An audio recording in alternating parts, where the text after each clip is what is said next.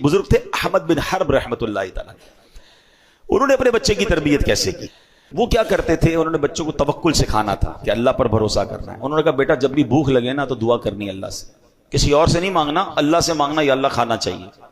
اپنی زوجہ کو کہا جب بھی بیٹا دعا کرے نا تو اس کے گھر میں اس نے پورا سمجھ دیوار میں سوراخ بنایا کہ پیچھے چپکے سے تم نے کھانا رکھ دینا ہے اس میں۔ بیٹا اس سوراخ کے پاس جا کے اللہ کی بارگاہ میں دعا کرتا، یا اللہ بھوک لگی ہے، تھوڑی دیر بعد سوراخ سے اس کو کھانا مل جاتا۔ اس کی ٹریننگ یہ ہونے لگی کہ جب بھی کوئی مشکل ہو اللہ سے مانگنا ہے۔ کئی مہینے گزر گئے، روزانہ ماں اس کو اسی طریقے سے کھانا دیتی جب وہ دعا مانگتا۔ ایک دن اس کی ماں جو ہے گھبرا گئی اور اپنے شوہر کے پاس آئی کہ آج عجیب معاملہ ہوا۔ کہا کیا ہوا؟ کہتی آج وہ کھانے کا وقت تھا، بیٹا کا دعا کا ٹائم تھا، میں کہیں مصروف ہو گئی، میں دوڑی گئی کہ کھانا نہیں ملے گا تو کیا سوچے گا، تو میں گئی تو کیا دیکھتی ہوں بیٹا کھانا کھا رہا ہے۔ میں نے کہا بیٹا کھانا کدھر سے ملا؟ کہا امی اللہ نے دیا۔ کہاں سے ملا؟ کہا اسی سوراخ سے جہاں سے روز ملتا ہے۔ تو میں پریشان ہوں، میں نے تو کھانا نہیں رکھا، کھانا کیسے مل گیا؟ حضرت احمد بن حرب کہتے ہیں مجھے اسی دن کا انتظار تھا، اب تمہیں کھانا دینے کی ضرورت نہیں ہے، اس کا اللہ سے کنیکشن ایسا ہو گیا، اس کو غیب کے خزانوں سے ملنا شروع ہو گیا۔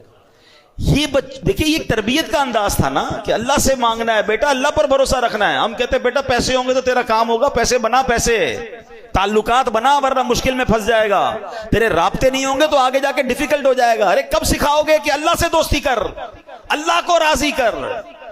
پیسے چھوڑ کر جاتے ہیں مگر تربیت کر کے نہیں جاتے۔ حضرت عمر بن عبدالعزیز رحمۃ اللہ تعالی علیہ کا واقعہ سنیں۔ آپ کا جب انتقال ہوا، امیر المومنین تھے، آج کے دور کے پرائم منسٹر تھے، پوری آدھی دنیا پر گویا حکومت تھی۔ ہمارا اس طرح کا کوئی بندہ ہو تو پتہ نہیں کتنے خربوں روپے بنا لیتا۔ انتقال ہونے لگا تو بہت تھوڑے پیسے چھوڑ کے جا رہے تھے۔ کسی نے کہا حضرت آپ اتنی بڑی شخصیت اپنے بچوں کے لیے چھوڑا ہی کچھ نہیں، بچا ہی کچھ نہیں، اتنا خرچ کر دیا اللہ کی راہ میں۔ کیا کمال کا جواب دیا ہے۔ فرماتے بچے اگر میرے نیک ہوئے نا تو اللہ ان تھوڑوں میں بھی بہت برکت ڈال دے گا، اور بچے اگر غلط ہیں، حرام کرنے والے، تو ان کے لیے چھوڑنا ہی ٹھیک نہیں تھا، کیونکہ میں چھوڑ کے جاؤں گا غلط کام کریں گے قبر میں ہی مار پڑتی ہے نا۔ کتنی کمال کی بات۔ ہم اس پرابلم میں، اس سوچ میں پڑے ہوئے ہیں کہ ہم بچوں کے لیے چھوڑ کر کیا جائیں۔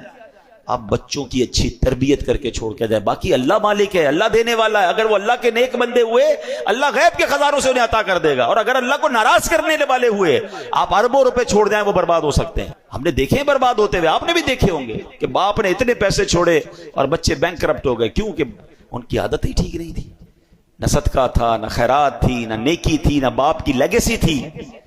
کاش یہ بات سمجھ آ جائے، بچوں کو سخی